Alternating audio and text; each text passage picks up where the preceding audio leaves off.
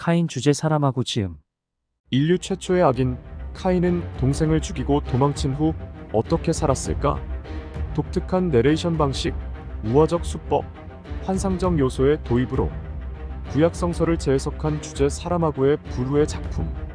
이제 나를 죽여도 좋습니다. 아니, 나는 죽이지 못해. 하나님의 말은 물릴 수 없다. 나는 텅 빈 땅에서 자연사할 것이고 썩은 고기를 먹는 새들이 내 살을 삼킬 것이다. 네, 당신은 내 영혼을 삼킨 적이 있죠. 하나님의 대답은 들리지 않았고 카인이 다음에 한 말도 들리지 않았지만 그들은 다른 많은 경우에도 서로 논쟁을 했을 것 같다. 우리가 한 가지 확실히 아는 것은 그들이 계속 논쟁을 했고 여전히 하고 있다는 것이다. 믿음으로 아벨은 카인보다 더 나은 제사를 여호와께 드림으로 의로운 자라 하시는 증거를 얻었으니 하나님이 그 예물에 대하여 증언하심이라. 그가 죽었으나 그 믿음으로써 지금도 말하느니라. 도무지 말이 안 되는 책의 히브리서 11장 4절.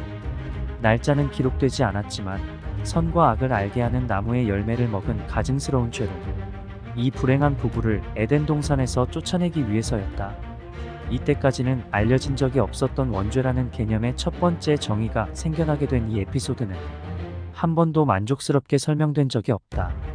첫째로 무지한 것보다는 뭔가를 제대로 알고 있는 것이 늘 낫다는 사실은 지능이 초보적인 수준에 머물러 있는 사람이라도 어렵지 않게 이해할 수 있는 일일 것인데 더욱이 자칫 잘못 건드리면 자신도 까맣게 모르는 새에 그때는 아직 발명되지는 않았지만 지옥이라는 곳에서 영원히 저주를 받는 처지로 몰릴 수도 있는 선과 악 같은 아주 미묘한 문제에서는 더욱 그럴 것이다.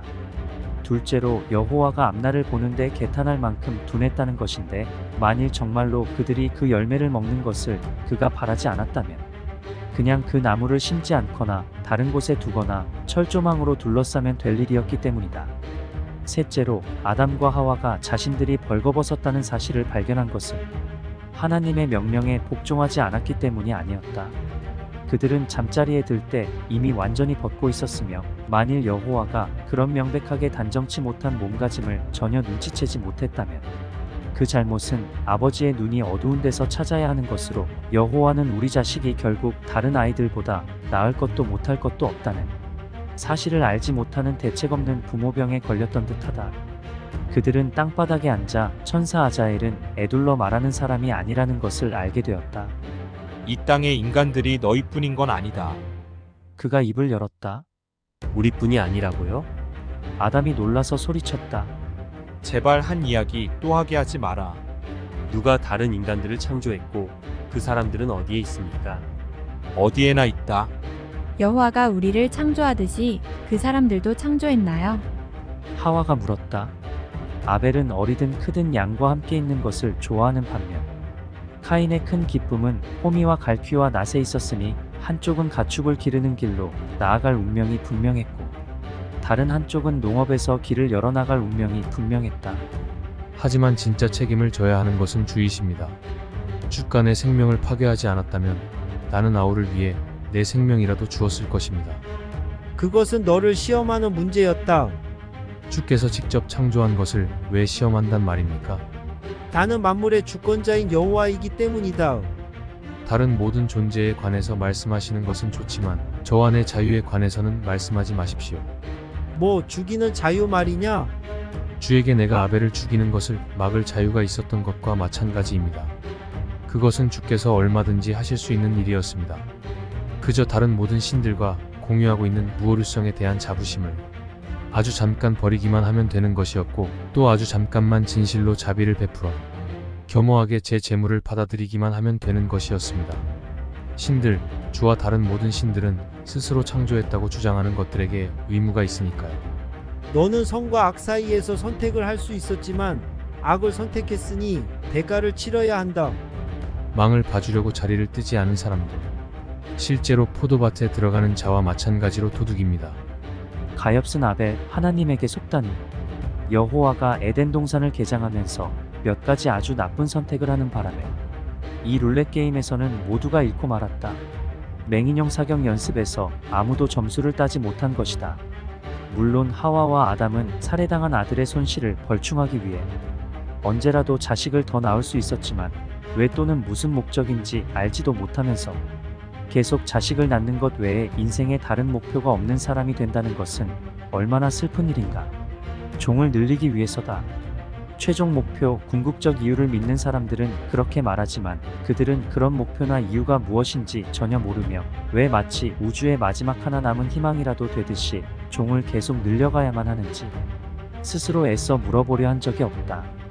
카인은 이미 여호와를 죽일 수 없기 때문에 아벨을 죽였다고 자기 답을 내놓았다. 이 사람의 미래의 삶은 왠지 조짐이 좋지 않다. 이삭이 물었다. 아버지, 제가 아버지한테 무슨 짓을 했기에 아버지는 저를 아버지의 독자를 죽이고 싶어 하셨나요? 너는 잘못한 게 하나도 없다, 이삭. 그런데 왜 마치 제가 어린 양이라도 되는 것처럼 제 목을 따고 싶어 하셨나요? 아들이 물었다. 만일 그 사람 여호와께서 그 사람을 축복하시기를 그 사람 카인이 나타나 아버지의 팔을 잡지 않았다면 아버지는 지금 시체를 안고 집에 가시는 중일 겁니다. 그건 여호와의 생각이었다. 시험을 해보시려는 거였지. 무엇을 시험하는데요? 나의 믿음과 나의 복종을. 도대체 무슨 하나님이 아버지더러 자기 아들을 죽이라고 명령합니까? 그분은 우리가 가진 유일한 하나님, 우리 조상의 하나님, 우리가 태어났을 때 여기 계셨던 하나님이다. 그 하나님에게 아들이 있다면 하나님은 그 아들도 죽이라고 명령할까요? 이삭이 물었다.